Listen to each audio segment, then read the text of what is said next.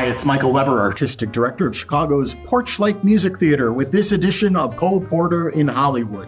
Today, 1957, Les Girls, with Gene Kelly, Mitzi Gaynor, Kay Kendall, Taining Elg, and a great supporting cast, including Henry Daniell and Patrick McNee. This has a wonderful creative team behind the scenes, the incomparable George Cukor in the director's chair with John Patrick's screenplay. John Patrick had worked on High Society, also with Cole Porter, and a story by Vera Caspary, who is best known for her work on the play and the film classic Laura, that wonderful murder mystery. This was one of the very last musicals at MGM. The big budget musical era was coming to an end, and this is a great example of where was the state of the art in this transition to a much different world of Hollywood that was coming in the 60s and the 70s.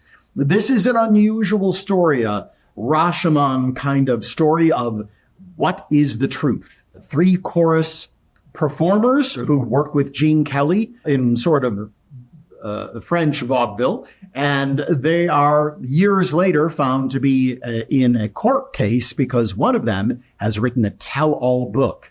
And the story then takes you to each of those points of view of each of the participants who were involved in the story in the book to find out what is the real story.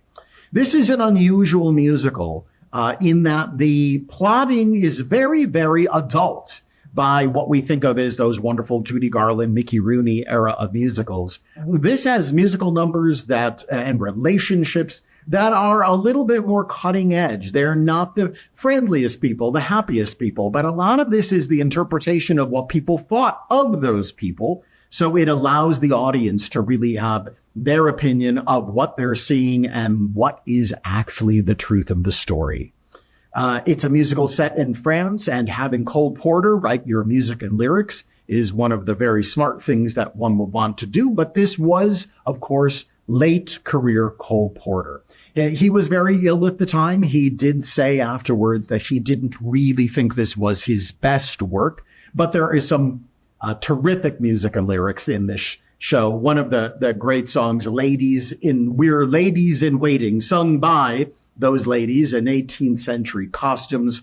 There's an element about that is really pretty sexy, pretty naughty for the era of 1957 in terms of the way they're costumed, and more specifically when they turn around and what they're doing with the king in those costumes. Numbers like You're Just Too and Why Am I So Gone About That Gal, in which Gene Kelly is really spoofing Marlon Brando in his sort of leather days, are really feeling like classic Cole Porter, at least Cole Porter firing on all pistons.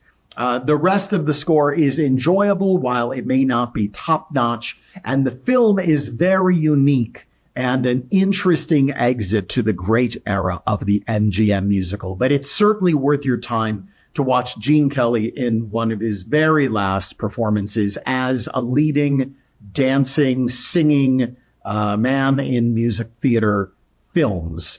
I shouldn't say music theater films, it's musical films. But this was sort of Gene Kelly's goodbye. You can tell he's a little bit more mature in this film than we think of him in things like An American in Paris or Singing in the Rain.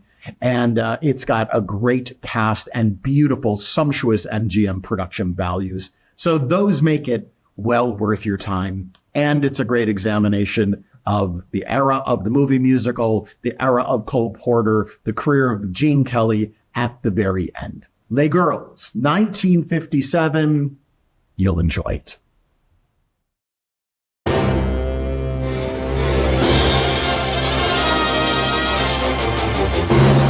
I simply adore, and every day more.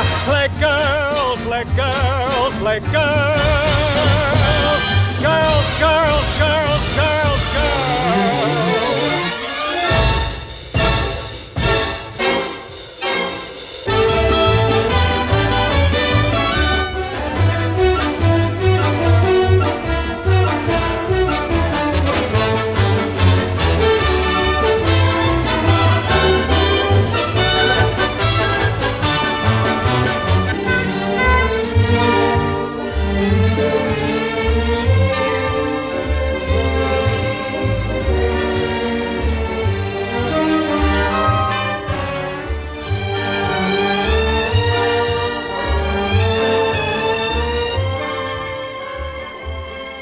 Harry, remember what the doctor told you? The doctor told me not to dance. I'm not going to dance.